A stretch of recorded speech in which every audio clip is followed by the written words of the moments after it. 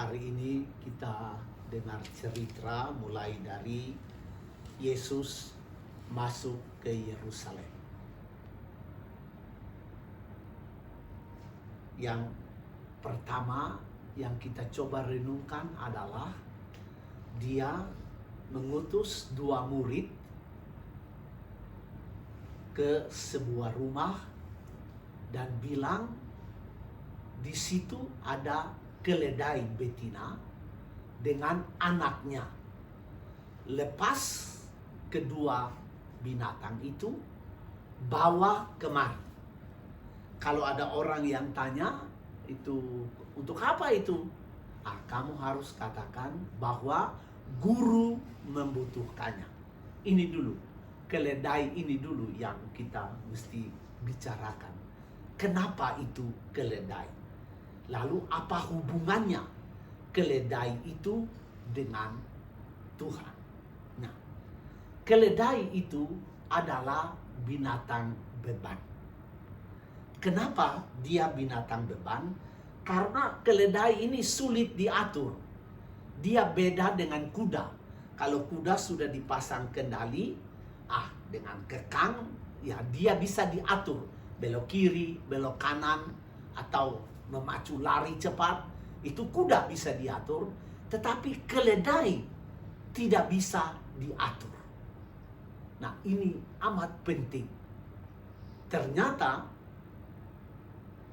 Yesus tidak seperti orang lain yang pegang keledai lalu bawa keledai itu, karena dia sulit diatur. Jadi orang tidak bisa naik, harus pegang ke depan, baru ya tuntun keledai itu jalan. Yesus tidak. Yesus naik keledai yang sulit diatur itu. Nah, ini hubungannya bahwa Kristus adalah utusan ilahi yang mampu mengarahkan keledai, mampu mengarahkan dunia, mampu mengarahkan 2 hal yang amat penting, yaitu dia masuk Yerusalem sebagai raja, karena orang semua berteriak, Hosana putra Daud, terberkatilah dia yang datang dalam nama Tuhan. Atau kitab Nabi Zakaria dalam bacaan pertama berkata, inilah Nabi, rajamu datang. Jadi dia adil, dia jaya. Jadi Yesus pertama adalah raja yang berwibawa, tetapi Nabi Zakaria mengatakan dia lemah lembut. Nah, keledai itu menjadi simbol untuk mengatakan bahwa Tuhan Yesus adalah Mesias yang mampu menyatukan keadilan, mampu menyatukan kekuasaan, mampu menyatukan wibawa, karena dia Mesias, dia Raja, dia penebus, tetapi dia lemah lembut. Artinya dia mengerti kerapuhan manusia. Nah, itu naik keledai itu merupakan simbol yang mengatakan bahwa Kristus adalah utusan Allah yang mampu menyatukan 2 hal ini. Pertama, dia Raja, karena itu dia berkuasa, dia berwibawa, dia Mesias, dia punya kekuatan, tetapi dia itu lemah lembut, artinya dia mengerti kerapuhan manusia, bahkan dia sendiri menjadi rapuh ketika dia disalibkan. Ketika dia menempuh perjalanan salib itu, benar-benar Yesus yang berkuasa, Yesus yang Mesias, Yesus yang berwibawa itu dijungkir balikan oleh kekuatan-kekuatan gelap. Dia yang mengerti kerapuhan manusia karena dia lemah lembut, dia rendah hati, dia justru menjadi rapuh lagi setelah peristiwa salib itu. Nah, ini kemampuan Mesias kita itu. Itu yang pertama. Dia naik keledai, berarti dia mampu mengendalikan keledai itu. Orang lain tidak bisa. Orang lain tidak bisa, hanya Yesus yang bisa mengatur keledai itu. Artinya dia mampu mengatur dirinya sebagai raja, tetapi dia bahkan mengerti bahwa manusia itu rapuh, bahkan dia sendiri menjadi rapuh ketika dia disalibkan. Itu yang pertama. Yang kedua,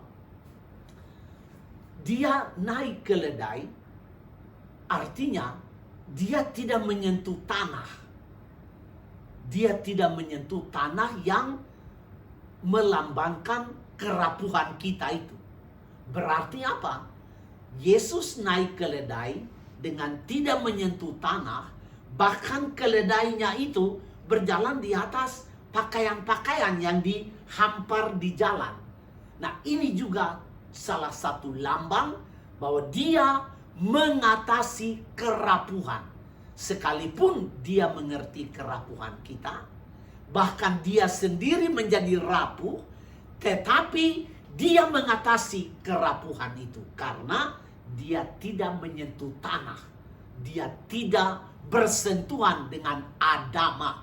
Adama itu tanah, dan tanah itu melambangkan kita ini debu, kerapuhan kita, kelemahan kita. Itu. Nah, Kristus melebihi itu. Walaupun nanti dia sendiri rapuh, tetapi dia mengatasi kerapuhan itu dengan nanti kita merayakan pada pesta Paskah, dia yang rapuh seolah-olah ternyata dia bangkit dengan jaya dan mulia. Itu yang kedua. Dan yang ketiga, kita bertanya juga, kenapa orang menghamparkan pakaian di jalan? Kenapa orang memotong ranting-ranting lalu keledai jalan di atas pakaian-pakaian itu? Itu lagi simbol, tanda bahwa orang yang menghamparkan pakaian di jalan dan Yesus berjalan dengan keledai di atas pakaian dan ranting-ranting daun itu, tandanya bahwa semua orang yang membuat itu tunduk dan hormat kepada raja yang akan datang itu. Ini rasa tunduk, rasa patuh, dan hormat. Jadi sebenarnya simbol dari Minggu Palem ini adalah dari Tuhan sendiri. Dia mengajarkan kepada kita kerendahan hati dan ketaatan. Ini yang amat penting sekali. Orang yang tunduk itu dengan menghamparkan pakaian, itu tanda orang rendah hati, memberi hormat kepada dia yang raja, tetapi juga mereka patuh kepada dia. Kristus sendiri memasuki kotanya tidak dengan penuh kuasa, dia hanya naik keledai. Keledai itu binatang beban, dan dia benar-benar raja yang lemah lembut dan rendah hati. Nah, sekarang kita pindah kepada kisah sengsara. Lalu kita melihat bagaimana kerapuhan yang Yesus mengerti kita, kerapuhan kita.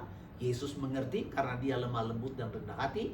Ternyata dia sendiri menjadi rapuh ketika dia mengikuti perjalanan salib itu. Itulah ketaatan Yesus. Itulah kesetiaan Yesus kepada Allah Bapanya. Walaupun dia dijungkir balik, tadi ingat contoh video yang saya cerita tadi itu, walaupun orang itu ditakuti, diancam dengan senjata, dengan peluru, dia tetap dengan keberanian martir. Saya percaya kepada Yesus, saya tidak bisa menyangkal dia. Kristus juga begitu. Walaupun dia dijungkir balik dengan segala macam cara, dan cara yang mereka pakai, imam-imam kepala, orang Farisi, ahli-ahli Taurat, cara yang mereka pakai adalah mereka pakai dua tangan kotor. Tangan kotor yang pertama adalah Yudas, dan tangan kotor yang kedua adalah Pilatus. Tetapi kejahatan membadan pada tokoh-tokoh agama itu. Kejahatan, kecenderungan jahat menjelma di dalam diri orang Farisi, orang ahli Taurat, imam-imam kepala itu. Lalu mereka memakai dua tangan kotor ini untuk melaksanakan niatnya yang jahat itu. Nah, sekarang kita melihat bahwa akhir dari kisah sengsara itu pengakuan dari orang banyak, sungguh orang ini putra Allah. Nah, inilah kejayaan Tuhan. Inilah kehebatan dari Mesias yang kita semua percaya. Mari kita meneruskan misa ini. Kita sama-sama sadar bahwa kadang-kadang ada kecenderungan jahat yang masuk di dalam diri kita, dan kita sendiri tidak mampu mengendalikan kecenderungan jahat itu sampai kita sendiri menjadi pelaku dari kejahatan itu. Mari kita belajar dari peristiwa Minggu Palem. Orang banyak tadi membuka pakaiannya, tanda mereka hormat kepada Yesus, tetapi orang banyak yang sama mereka dipengaruhi oleh kecenderungan jahat imam-imam kepala, orang Farisi, ahli Taurat, sehingga pada hari Jumat nanti orang yang sama yang membuka pakaiannya di jalan, tanda hormat kepada Kristus, orang yang sama ketika mereka dipengaruhi oleh kejahatan, mereka berlaku jahat pada hari Jumat Agung. Seperti tadi kita semua berseru, salibkan dia, salibkan dia. Kami tidak mau tahu, harus dia mati, harus dia mati. Padahal 2 hari lalu mereka itu yang menghambur pakaian supaya Tuhan jalan. Nah, kita minta dalam misa kudus ini supaya ya kita yang mengikuti Yesus, kita setia. Setia seperti Yesus setia kepada Bapa, walaupun dia berhadapan dengan maut, tetap dia menempuh jalan itu, jalan yang Bapa tetapkan. Dia tempuh dengan penuh keberanian martir sampai selesai. Dan dia bangkit, ya kita juga sudah mengikuti dia pada waktu kita dibaptis. Nah, kita minta supaya dia beri kita kekuatan. Walaupun ada banyak kecenderungan jahat yang mempengaruhi kita, kita harus tetap setia di jalan yang Tuhan sudah berikan kepada kita. Amin.